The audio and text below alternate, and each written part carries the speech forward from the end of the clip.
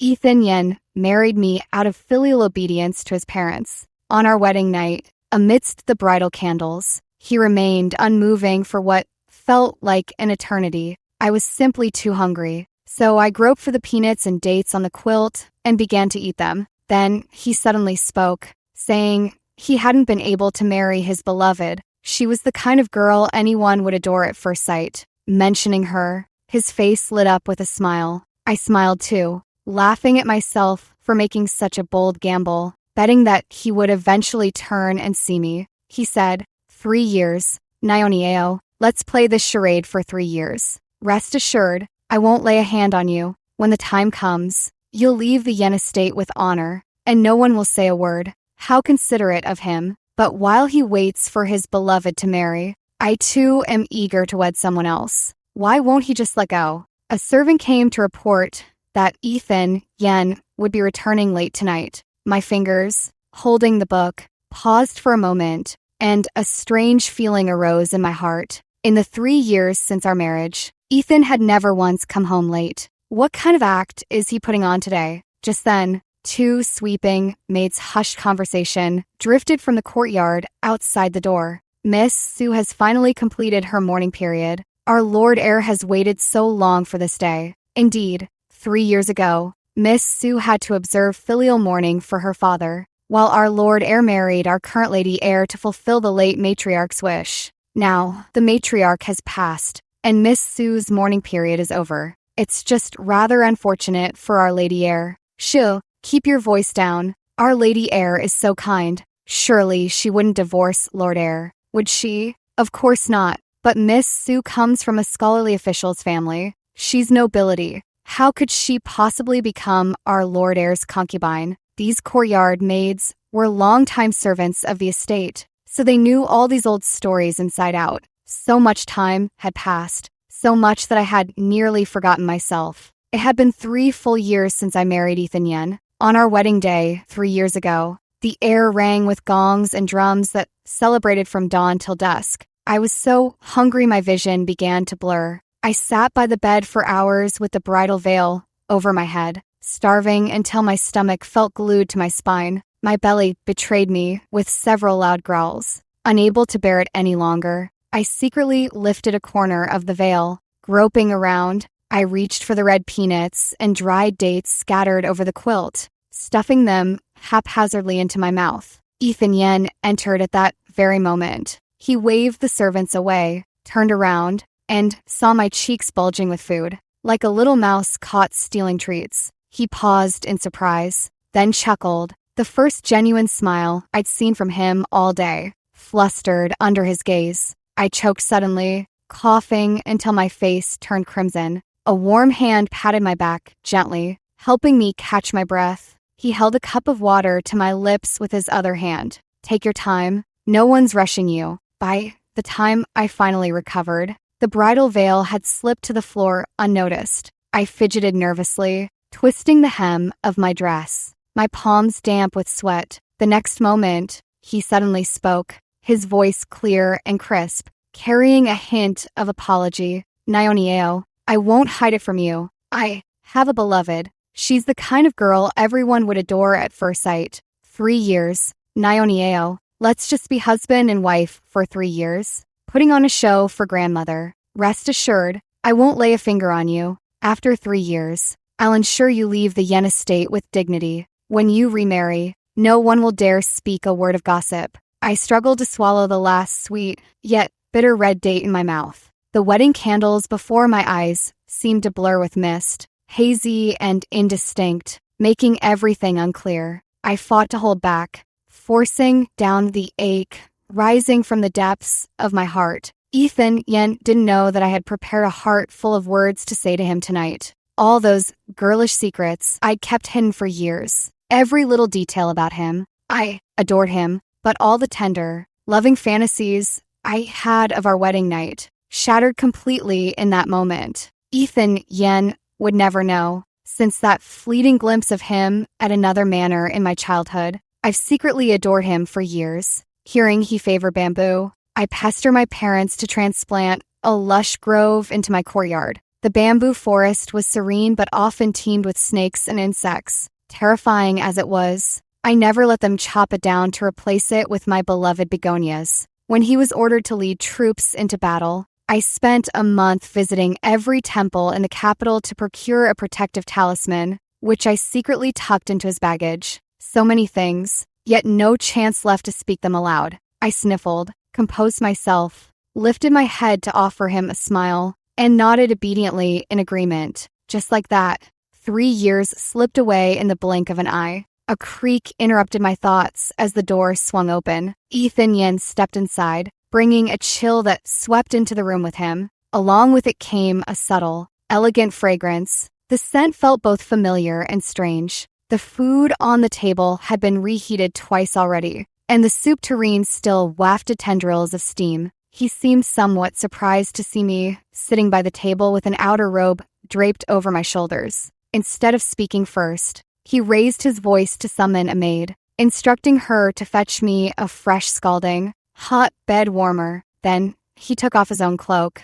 still chilled with the night's dew, and wrapped it firmly around my shoulders. Naionieo, didn't the servants tell you I'd be returning late tonight? I smiled and nodded. Over these 3 years, it seemed that aside from not loving me, he had done everything else perfectly, just like an ideal husband. He asked no further questions, but stretched out his long arm, effortlessly scooping me up sideways, carrying me steadily to the bed, then bent down to remove my embroidered shoes and tuck in the quilt corners. His tall frame and broad shoulders nearly enveloped me completely as he performed these tasks. After finishing, he deftly spread his bedding on the floor. He truly kept the promise he made 3 years ago, not touching me in the slightest, all to shield me from gossip within the household. Night after night, he stayed in my room without fail. Everyone knew the Lord Heir of Yen and his Lady Heir were deeply devoted, sharing a bed without taking concubines for 3 years.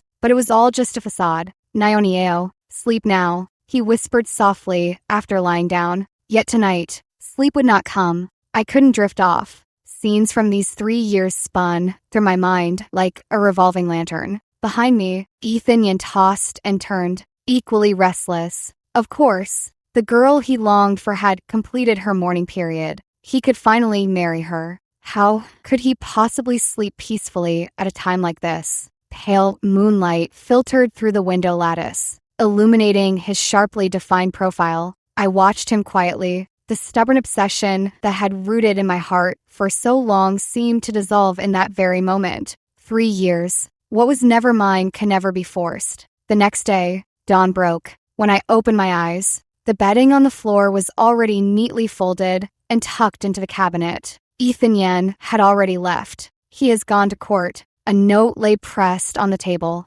His handwriting, much like the man himself, elegant and strong, with vigor piercing through the paper. It listed a dense schedule, filled with tasks and reminders for my day. First, remember to have breakfast after waking. No picky eating. Second, if bored in the afternoon, go to Whispering Wind Pavilion on South Street for the news storytelling. Third, the last line was written with heavier ink. It's your birthday today. I've prepared a gift and will return early. Ethan Yin always remembers my birthday. For 3 years. Not once missed. Yet my heart felt as if steeped in a vat of vinegar, sour and achy, churning violently. I had resolved to let go. So, why does it still hurt so excruciatingly when the moment comes? Enough. Let this be our final farewell. I carefully folded the note and tucked it into the bottom of my jewelry box, where 2 identical birthday reminders already lay. At the hour of Chun, Stewardess Zhang from mother's side personally delivered the food box. Lifting the lid revealed my favorite 8, treasure rice, its sweet aroma wafting forth. Mother's letter was tucked beneath the bowl. My dear Naionieo, may this year again bring you peace and joy. Though brief, those words made my eyes grow warm. I buried my face in the bowl, eating ravenously. The sweet, glutinous rice mingled with tears, turning bitterly salty. Despite the bright, sunny morning, after the noon meal, the sky suddenly turned overcast. In mere moments, snowflakes began drifting profusely outside the window. This year's first snow had arrived so early, so urgently, standing beneath the eaves. I reached out and caught a cold snowflake in my palm. It melted swiftly, leaving only a damp trace. Nothing to hold on to. Deep inside, an absurd premonition surfaced without warning. Ethan Yen would surely break his promise tonight. Sure enough, when a premonition comes true, it never takes long. As dusk fell, a young servant from the manor rushed in through the snowstorm, breathless and panting. He didn't dare look up at me, his voice trembling. Lady Eyre, Lord Eyre has urgent official business tonight. He asks that you not wait for him and retire early. Official business again. My heart was eerily calm, without even a ripple of emotion. I just couldn't help but think, on such a cold night, with such heavy snow, business must be slow for the tofu stall in that alley. How hard it must be for that slender figure, pushing a heavy cart through the slippery snow. As if possessed, I ignored Ethan Yan's instructions. I took the heavy cloak from the rack, wrapped myself tightly, and left the heir's manor alone, without even a maid. The icy wind whipped snowflakes straight down my collar. Step by step, I walked toward that familiar alley from memory. At the mouth of the alley, a dim lantern swayed in the wind and snow. A figure all too familiar was pushing cart, trudging laboriously through ankle-deep snow. It was Ethan Yen. He had shed his court robes for a common navy blue cotton gown. The once noble Lord Eyre now resembled an ordinary laborer, and nestled close to him was the silhouette of a woman, delicate, frail, yet radiating a stubborn resilience. It was Serena Sue, Ethan Yan's beloved. Ethan pulled the cart closer to himself, shielding her from most of the wind and snow. Neither spoke. The only sounds are the crunch of wheels through snow and the howling wind. Yet, watching them from afar through the blizzard, I felt they were perfectly matched. That silent understanding, that wordless protection, something I could never attain in 3 years. He still couldn't bear to leave her unprotected. The so-called urgent official business was helping her pack up her stall and escorting her home. Then what about me? What's so special about my birthday today? What am I foolishly hoping for? This destined outcome. I should have accepted it long ago. I stood at the mouth of the alley, watching their figures fade into the distance, leaving a pair of side-by-side footprints in the snow, soon buried under fresh snowfall. I turned and walked into the wind and snow, moving in the opposite direction from them. Step by step, I headed toward that cold Lord Eyre's mansion. Each step felt like treading on blades, yet a voice deep inside whispered, it was worth it. This birthday today was truly worth it. I witnessed the finale of this deception with my own eyes. Better that than wasting away in hopeless waiting. Enough. Truly enough. I had actually secretly gone to see that Miss Serena Sue before. Not with any ill intention probing, but simply out of curiosity. I want to see what kind of woman could make a man as aloof and self-restrained as Ethan Yen pined for her so deeply. Miss Serena Sue was originally the daughter of a capital censorate official. Her father was renowned among the court as an incorruptible scholar, clean-handed and proud-boned, but alas, fortune is fickle. Her previously healthy father suddenly fell gravely ill and passed away, leaving only her and her frail mother to rely on each other. With the pillar of the Sue family gone, the household collapsed. Even while her father was alive, he was famously known as a clear soup official. The family had little savings. Thus, her father's funeral and her mother's medicine quickly drained all they had. Relatives avoided them, and former friends scattered like birds and beasts. What could a sheltered young lady, who couldn't even harm a chicken, do? Everyone expected her to sink into despair, either by compromising herself or living a wretched life. Yet she did not. She pawned all her jewelry and set up a tofu stall in the noisiest alley of the city's West District. Once accustomed to a life of luxury, her hands now soaked daily in icy soybean milk. Gossip cut into her like knives. A lady of good family, showing her face in public. Shameless. She must be aiming to climb some social ladder, yet she turned a deaf ear, rising before dawn each day to grind beans, curdle the milk, press the tofu, then push her cart to the alley's entrance to hawk her wares. Over time, The aunties who shared the street with their stalls grew to pity her,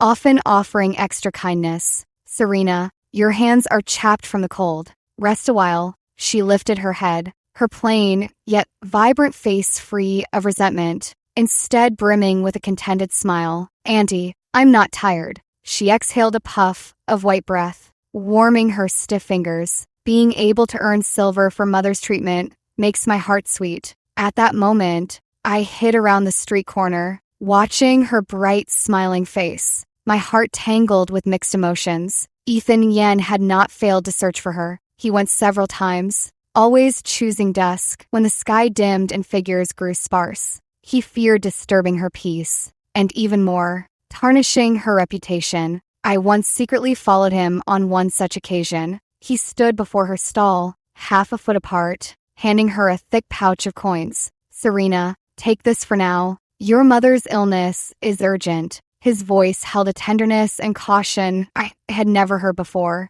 yet she stepped back, evading his hand. She shook her head, her voice soft, but each word clear. "Lord Yen, I appreciate your kindness, but I cannot accept this money. I have hands and feet. I can support mother and myself." Her gaze was frank and clear, without a trace of greed or calculation. "Besides, you are married now. If we're seen pulling and tugging here, I fear it would chill Lady Ayre's heart." She paused, lifting her gaze to meet his, enunciating each word with deliberate clarity and weight. "Cherish the one before you."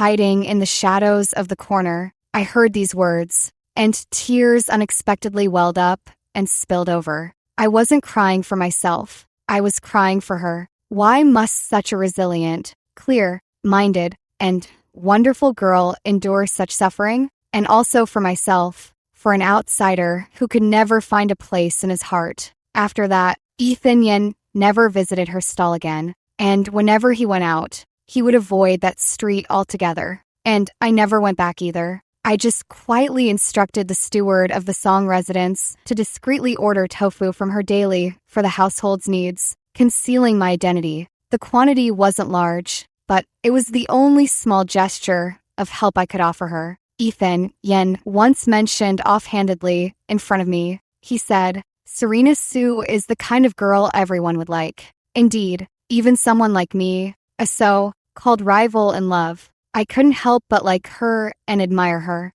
After returning from that blizzard swept alley, I was struck by a raging fever. My whole body felt as if thrown into a furnace, then dragged into an ice cellar, back and forth in torment. My consciousness drifted in and out. In my hazy state, Ethan Yen seemed to have returned. He still carried the lingering chill and scent of snow on him. A cold hand pressed against my forehead, then felt my back. I heard him urgently calling for someone, summoning the doctor, instructing servants to prepare medicine. It seemed he never left throughout the entire night. I was forced to drink bitter herbal decoctions, while the cloth on my forehead was changed again and again, burning with fever. I drifted in and out of sleep. The night passed in a bizarre haze, and I fell into a vivid dream. In the dream, I returned to the past, back to the first year of my marriage with Ethan Yen. At that time, I was brimming with confidence. I refused to believe it, refused to believe that a living,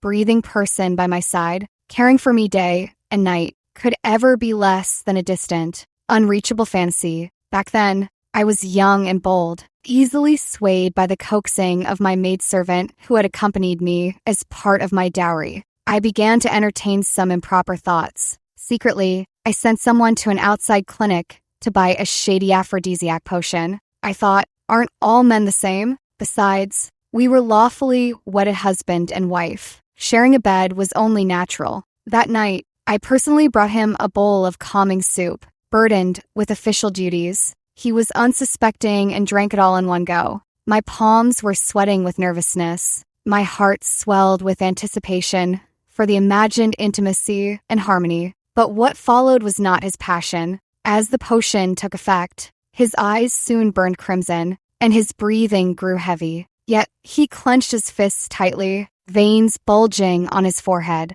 exerting every ounce of his strength to restrain himself. He didn't lunge at me, but staggered into the cleansing chamber instead. Then, I heard the sound of rushing water. Once, then again, he was dousing himself with cold water, washing away the desire that should not exist. In the dead of winter, he'd rather douse himself repeatedly with cold water, turning his lips purple with chill, than lay a finger on me. Finally, he emerged cloaked in cold air, looked at me, huddled under the brocade quilt, my face a mix of shock and humiliation, and said in a hoarse voice the words that would condemn me to hell. He said, "Naonieo, this isn't fair to you." Not fair? What's not fair? I am his lawfully wedded wife. All my extravagant hopes, every girlish fantasy, were doused clean and shattered to pieces by those basins of cold water. After that night, Ethan Yen, who once still shared my bed fully clothed, moved his bedding to the floor. He began sleeping on a makeshift pallet, and so he slept for 3 long years. He truly is a gentleman of his word. Not touching me, he's preserving his purity for his beloved. Yet he treats me so exceedingly well, so much that time and again, I'm tricked into illusions, tempted to pry open his heart and see for myself, to see if there's even the slightest place inside it that belongs to me. Looking back now, how laughable it all seems. After a night of restless tossing, I finally came to my senses completely as dawn approached. The fever had broken, leaving only weakness throughout my body. I slowly turned my head. Beside me was him, who had kept watch the entire night. He was slumped over the edge of the bed, perhaps exhausted beyond measure, and had fallen asleep just like that. Dark circles were unmistakable under his eyes, and a faint stubble had begun to shadow his chin. The usually immaculate Lord Heir now looked somewhat disheveled. My slight movement roused him. He lifted his head abruptly, and upon seeing my open eyes, concern immediately washed over his face. "Naonieo, you're awake? Are you feeling any better?" He reached out to feel my forehead, only relaxing when he confirmed it wasn't feverish. "Yesterday was your birthday."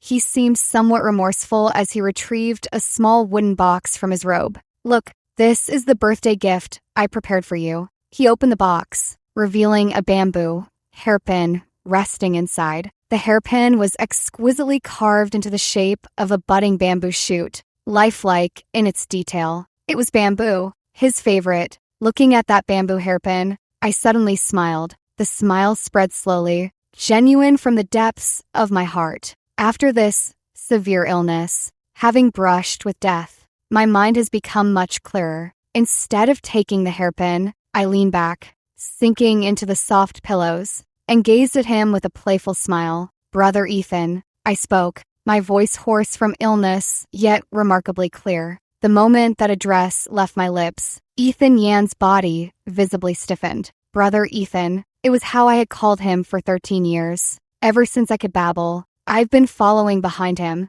calling out that name, until our wedding day. When I personally severed that longing, I began addressing him as Lord Heir. Now, everything should return to its proper course. Under his astonished gaze, I continued speaking, my smile unchanged. "Does the promise you made to me earlier still hold?" Without waiting for his reply, I dropped a bombshell. "I want to experience a real married life." I clearly saw his pupils constrict abruptly, his atoms apple-bobbing as if he wanted to say something. I didn't give him the chance. Continuing on my own, "Brother Ethan, will you personally help me choose a husband? I want to get married." In the truest sense of the word, Ethan Yen wasn't as relieved as I had anticipated. He stared at me intently, but I couldn't be bothered to guess his thoughts. After all, it no longer concerned me. 3 years of one-sided devotion had exhausted all my energy in trying to understand him. Now, I only want to live for myself.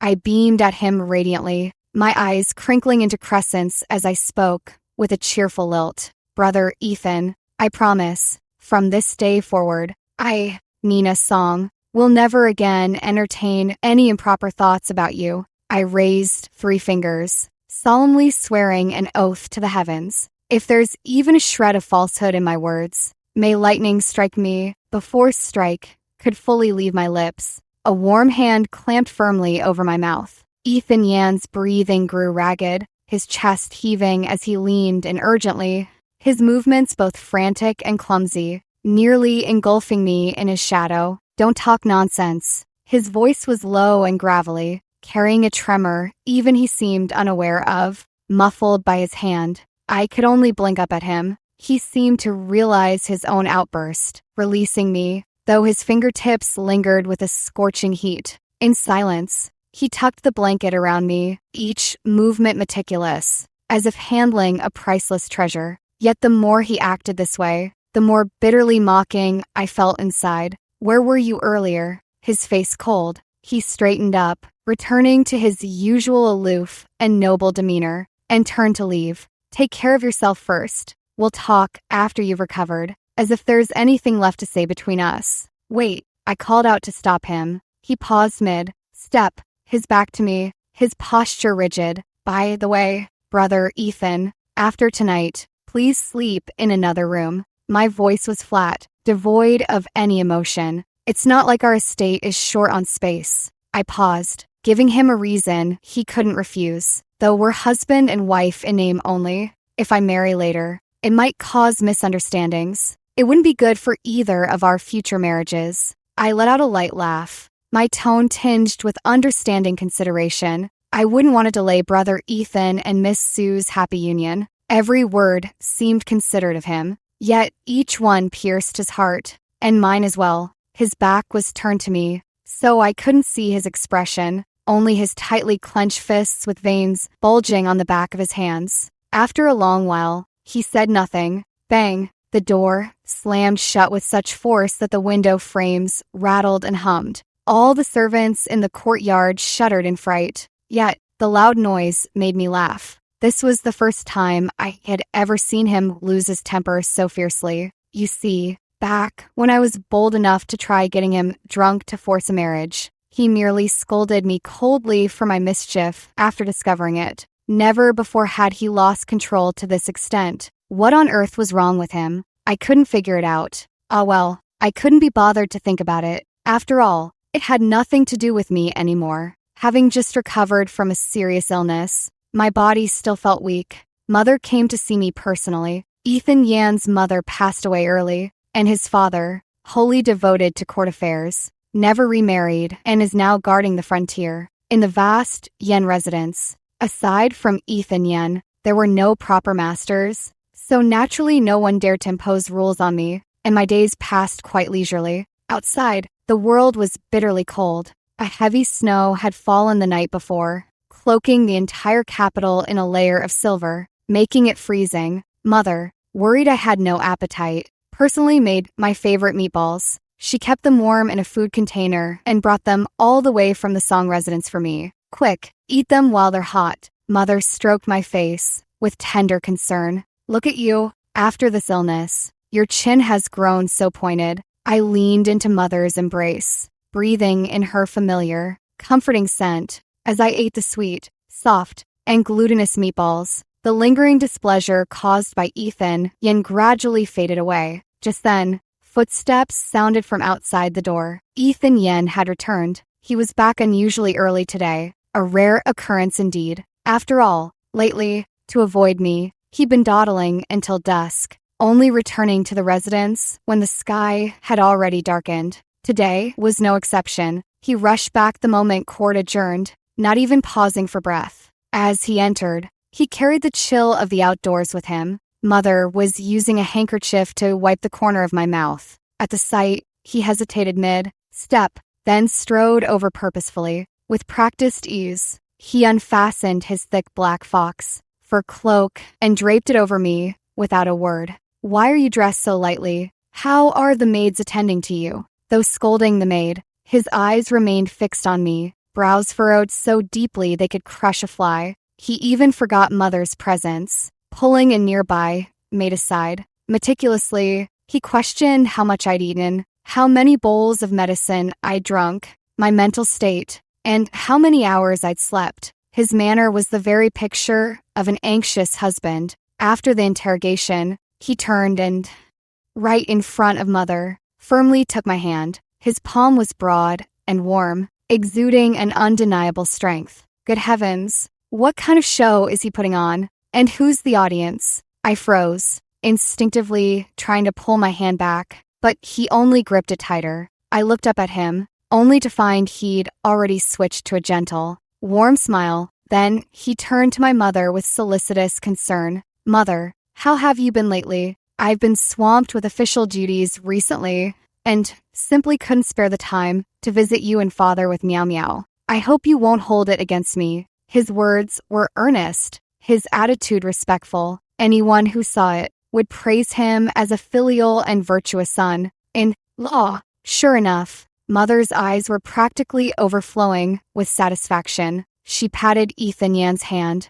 beaming from ear to ear. "Good child, we know you're busy. State affairs come first. We understand. As long as you and Meow Meow are happy, we as parents are at ease." The word divorce I'd been about to say to Mother stuck in my throat. What a perfect performance of marital devotion and familial harmony. As they spoke, snowflakes began to drift from the sky once more. First just a scattered few, but soon falling thick and fast, blanketing everything in a heavy layer. The wind whipped the snow against the window paper, making it rustle and hum. Seizing the moment, Ethan Yen remarked on the poor weather, how slippery the roads were in the snow and difficult for travel, strongly urging Mother to stay at the estate overnight and return only after the snow stopped the next day. Mother had been reluctant to part with me anyway, and hearing this, she gladly agreed. I finally saw through it. All his unusual behavior today had been leading up to this moment.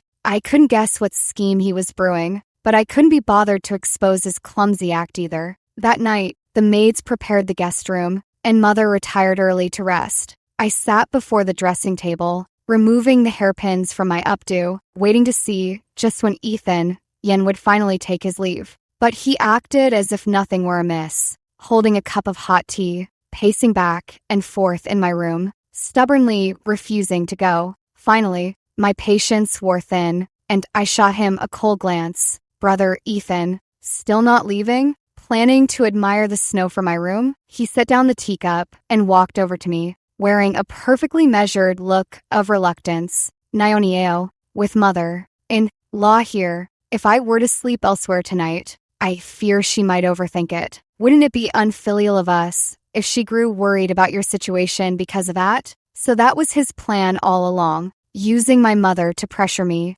What a clever move. I lost all patience with him, but Mother has a heart condition. I truly didn't dare risk upsetting her health. Fine, just one night. Once Mother settles in tomorrow, I'll explain everything to her in detail. Too tired to argue further, I got up, pulled a thick bedding set from the cabinet, and unceremoniously tossed it onto the floor. "There, Brother Ethan's makeshift bed." I pointed at the cold, hard floor. Then I blew out the lamp myself, lay down fully clothed, and turned my back to him. Outside the window, snow continued to fall softly, the night so quiet that only the sound of snowfall remained. I closed my eyes, forcing myself to sleep, but my mind was a tangled mess. In my drowsy state, I suddenly felt a weight on me, a warm, solid body pressing against my back, an arm wrapped around my waist, holding me firmly in place. A scorching breath circled my ear, carrying his familiar scent of cold pine, dominating my every inhale. My consciousness snapped back instantly. My eyes flew open, blood rushing to my head. The cool moonlight filtered through the window paper. I didn't even need to turn around to know who was behind me. It was Ethan Yen, who was supposed to be sleeping on the floor and had sworn not to touch me. "You!"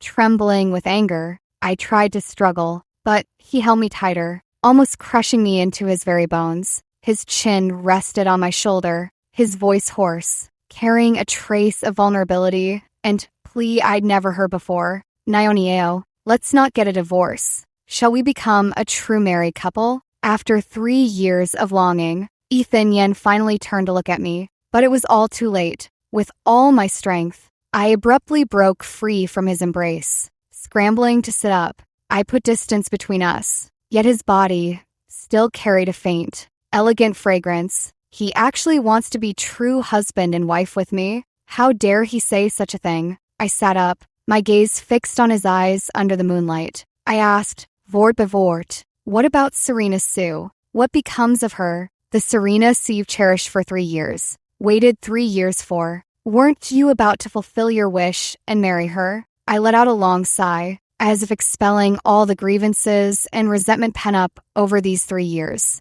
Ethan Yen, you should be happy. Ethan didn't answer, just stubbornly watched me, as if searching for even a trace of lingering attachment on my face. He reached out, wanting to pull me close again, as if grasping at his last lifeline. His voice was filled with confusion and grievance, murmuring, Naionieo, I just want to be with you. Didn't you always have feelings for me? Ethan Yen actually knew. He had always known. These words exploded in my mind like a thunderclap. I was like a clown, performing a 3-year solo act of deep affection before him. I thought I had hidden it well. I thought he was just oblivious. But it turned out he understood everything. He saw through it all, watching coldly from the sidelines. Unmoved, he complacently enjoyed my devotion, my humility, my kindness toward him. Knowing I had feelings for him, he still treated me gently day after day, giving me the illusion that I still had a chance, letting me sink deeper into it,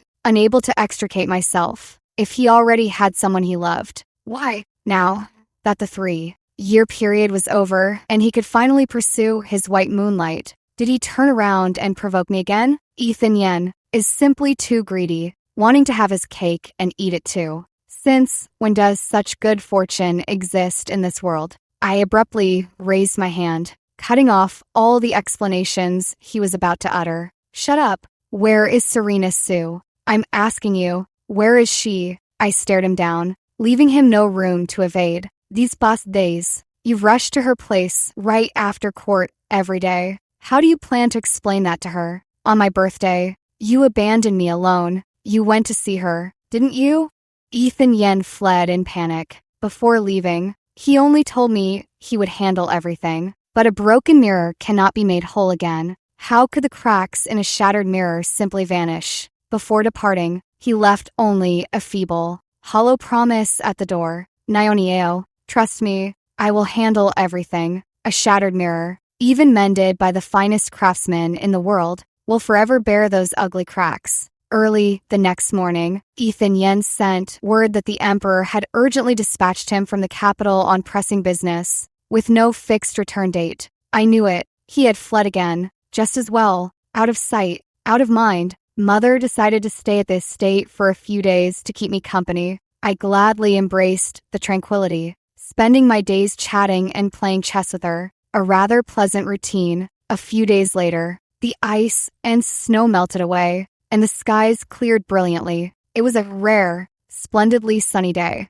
I told Mother I wished to visit Puji Temple outside the city to pray for the Buddha's blessings. Mother took my hand, smiling warmly as she asked what I intended to pray for. Gazing at the freshly melted snow outside the window, I answered with crystal clarity, Vort by Vort, marriage. I seek a heavenly match, a truly blessed union. Hearing this, Mother paused in surprise, then chuckled and gently tapped my forehead in playful reproach. Silly child, what more do you need to ask for in marriage? You and Ethan Yen are a match made in heaven, aren't you? I think you'd be better off praying to the child, giving Bodhisattva to grant me a grandchild to hold soon. It's been 3 years since your wedding. It's time you had a child. I didn't argue, just smiled quietly. Puji Temple was bustling with worshippers and incense smoke. I knelt devoutly before the Buddha, burning through 3 sticks of incense in my hands. The fortune-telling master studied me for a long moment before handing me a marriage charm. Amitabha,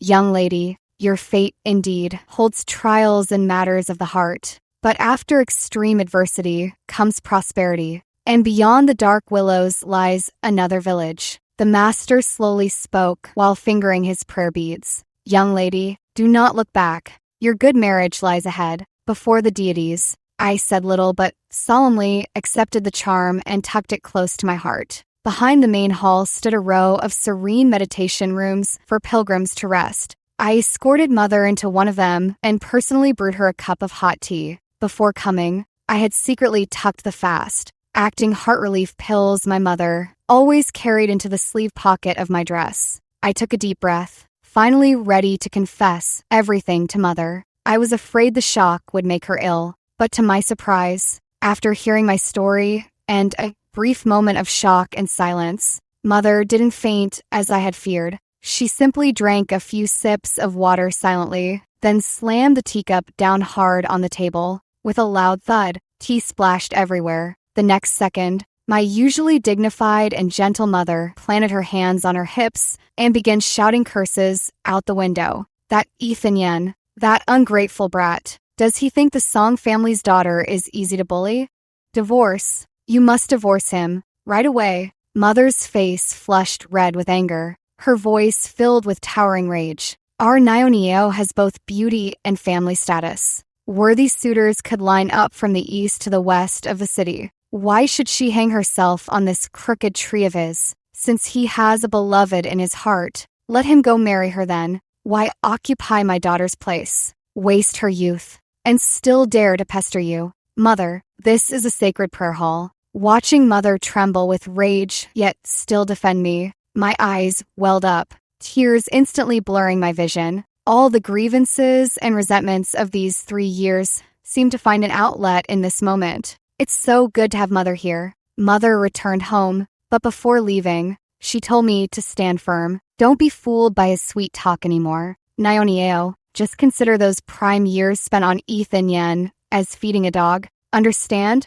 Once I'm back, I'll immediately arrange introductions. The finest young men in the world are lining up for our Nyeoneo to choose from. I nodded, burying my face in the crook of Mother's shoulder. Ethan Yen and I were long past any possibility. Mother should know me well. Once I've made a decision, not even 10 oxen could pull me back. It was true when I married him, and it's true now that I seek divorce from him. I ought to love myself properly. After seeing Mother off, I turned back to the courtyard I'd lived in for 3 years. I would take nothing from the Yen estate, but every needle and thread of my own dowry must go with me. Truth be told, I had few possessions, aside from what Mother had prepared. Truly little had been added these 3 years that belonged to me. Soon, the trunks were all packed, neatly arranged in the room, waiting only for Ethan Yan's return to bring closure. Ethan Yan returned late in the night. He appeared by my bedside, cold air clinging to him. In his hand was the marriage charm I had gone up the mountain to seek that day. His gaze was piercingly cold. He knelt beside my bed, leaning close. Word by word, he uttered, "Who is Nyeoneo going to marry?" I met his gaze head on. It's just not you. After all, he pinned me down on the couch in an instant, trying to kiss me. His strength was overwhelming. I resisted with all my might until I bit his neck hard. Only then did he stop, as if in pain. Nyeoneo, Nyeoneo, don't scare me. I'm just afraid. I'm afraid of losing you. I pushed him away abruptly, picked up the marriage charm that had fallen to the ground. Truth be told, I don't necessarily have to marry. I just fear seeing Mother weep and worry for me day after day. I leisurely put on my outer robe, smoothed my disheveled hair, and placed the charm over the candle flame. The flame licked at the yellow paper, quickly devouring it, turning it into a pile of ashes. Ethan Yen,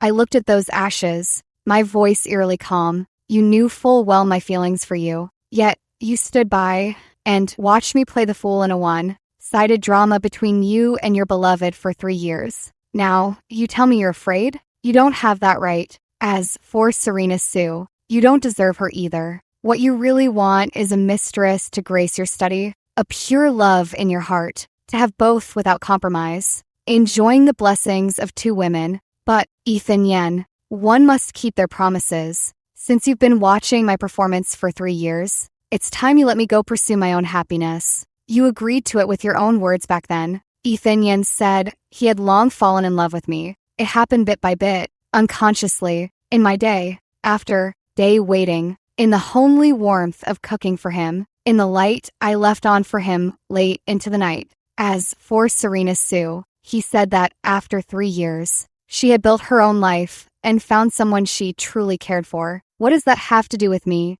So, I'm just his second choice. I refused to accept that. I made my stance clear. I am determined to divorce him. You wouldn't want me to go out and spread the reason why I've been childless for 3 years. Would you? I'll just make up stories and say you're incapable. After all, behind closed doors, no one would know the truth. Ethan Yin let out a bitter laugh. He seemed to have given up all pretense. After all, behind closed doors, no one would know we've never consummated our marriage. Nyeonieo, even a second marriage would invite gossip. After all this time, I never realized Ethan Yin could be so shameless. Get out. Ethan Yan's fingertips brushed my brow as he knelt before me, his voice tinged with pleading. Nyeonieo, can't we just live like this? Back on track. Now my heart belongs only to you, and yours to me. Wouldn't it be good to be like any ordinary couple? No, get out. Ethan Yen tucked in my quilt. There will be time ahead. Scram. Ethan Yen meant what he said, under the guise of keeping me at the manor, saying the bitter cold outside might make me ill. He was actually confining me. I wasn't allowed past the manor gates, nor even the courtyard door, even when moving about the manor. Two stout matrons always trailed behind me. Under the pretense of serving, it was really surveillance. I neither made a fuss nor caused trouble, spending my days eating and sleeping, treating it as fattening myself up. When Serena Sue came to find me, I was basking in the courtyard sun, idly counting clouds in the sky. Seeing her, I instantly understood Ethan Yan's intention. Serena looked just as I remembered, though her skin had darkened a bit from wind and sun, yet it added a touch of vibrant vitality to her. An elegant fragrance lingered about her. She no longer resembled the delicate noble ladies of the capital. Instead, she now carried an unyielding resilience. But when she looked at me, her eyes held unmistakable apology. She was straightforward, cutting to the chase without wasting words. Lady Eyre, shortly after my mourning period ended, Lord Arian came to find me. She lowered her gaze, as if struggling to speak. He stood by my tofu stall every day, saying nothing, just watching. The neighbors noticed, and gossip spread quickly. I've always felt I've wronged you. The reason I can come to see you now is also because of Lord Eyre. He asked me to explain to you that there is no relationship whatsoever between him and me now. As she spoke these words, her eyes were filled with remorse. It's true that there is nothing between us. 3 years ago, I had no interest in him, and 3 years later, I could never be drawn to a man who would push an innocent woman into the spotlight just to keep his wife. But it is true that he came to see me, and it is true that he intended to propose 3 years ago. These things are like thorns that cannot be plucked out, forever lodged between you as husband and wife, constantly reminding you that he neglected you for 3 years because of me. She let out a long sigh, as if a great burden had been lifted from her shoulders. Lady Eyre, he is no longer the young man who captured your heart 3 years ago. He has changed. Lady Eyre, he is not worthy of you. Serena Sue left. Before leaving, she carefully took out a bowl of still, steaming tofu pudding from the food box she had brought with her. Her face, weathered by life, broke into a sincere smile. I ground this myself, using the finest soybeans. Please try it, she added. Thank you for these 3 years. Having your household buy tofu for my family every single day. So, she knew everything. She truly was like the bright moon, clear and radiant, never sullied by the mud she was in. She was right. Ethan Yen had long since changed. He wasn't worthy of Serena Sue, nor was he worthy of me. Lately, Ethan Yen returned home just as he did 3 years ago. He'd come back right after court. Once home, he'd come to keep me company. If I ignored him, he'd pull up a chair, sit not far away, and watch me in silence, watching me embroider, flip through books, or doze off. Sometimes, he'd suddenly blur out, "Nyeonieo, you're really beautiful." I simply let it go in one ear and out the other. Every night, I would shoo him out the door.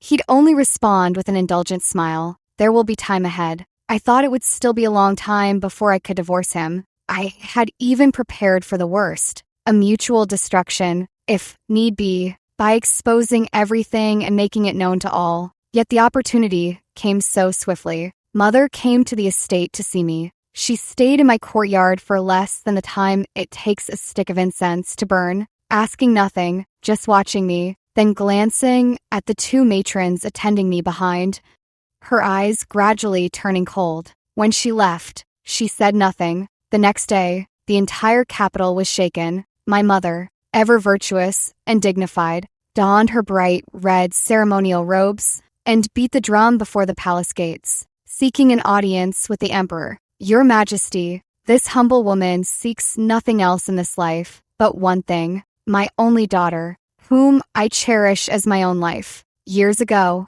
I saved the crown prince in his hour of peril, and your Majesty granted me a boon. Today, I shall claim it. I beg your Majesty to permit my daughter, Nina Song, to divorce Lord Heir Ethan Yen of Duke Yan's household. If she remains unhappy, this humble woman would rather die than live. When the imperial edict arrived, Ethan Yen was in my room, rambling on about the scene of our first meeting, when the eunuch held the imperial edict, and read aloud that Nanny Song Naonieo and Ethan Yen were hereby granted divorce, henceforth free to marry others with no further ties. Ethan Yen froze completely, as if he didn't understand. He stared blankly at me, then at the decree, bearing eunuch. Only when that bright yellow imperial edict was placed in my hand did he snap out of his daze. No, no, he lunged forward like a madman, trying to snatch the edict from my hands, but was firmly restrained by the guards behind me. He completely broke down.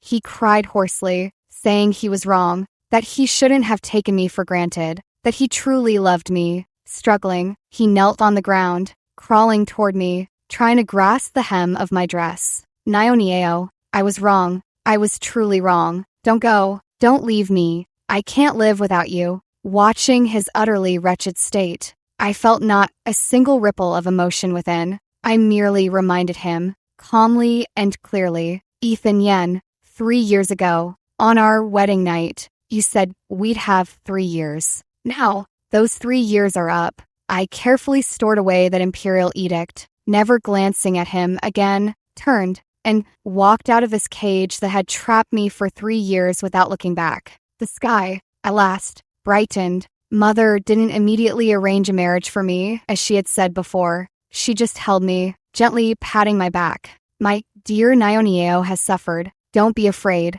We're in no hurry. There are plenty of good men in this world. Whenever you feel like marrying, we'll take our time and pick the very best. Nestled in Mother's warm embrace, I felt a long, lost sense of peace and tranquility. The bamboo in the courtyard had all been removed. Father turned and planted my favorite begonias in their place. Indeed, begonias are the most soothing to the heart. Mother, look how beautiful. Mother chatted and laughed with me, our days passing simply yet happily. But Ethan Yen wasn't so easily deterred. Ethan Yen came to my doorstep day after day. But every time, my father and mother would find various excuses to politely send him away. Along with all the gifts he brought osmanthus cakes, which used to be my favorite treat. Father would say I had recently developed internal heat and couldn't handle anything sweet or rich. When he brought the latest popular storybooks, Mother would claim my eyes were tired and I couldn't read. Those gifts never made it to me. Even if I occasionally heard about them from the servants, I would just smile and dismiss it. His persistent pestering became so excessive that even Duke Yan, who was stationed far away at the border, couldn't stand it anymore. The old Duke rushed back to the capital on horseback, entered the palace to seek imperial permission, and forcibly packed Ethan Yen up, escorting him to the frontier. The emperor approved. The day before leaving the capital, Ethan Yen came again. He didn't try to force his way in this time, but stood silently beside the stone lion at the entrance of the Song residence for the entire night. At dawn, he gently placed a hairpin on the base of the stone lion, then turned and left, looking back every few steps. It was a hairpin hand, carved from begonia wood, with petals layered so lifelike they seemed real. Through the door crack, I heard his hoarse voice carried by the wind.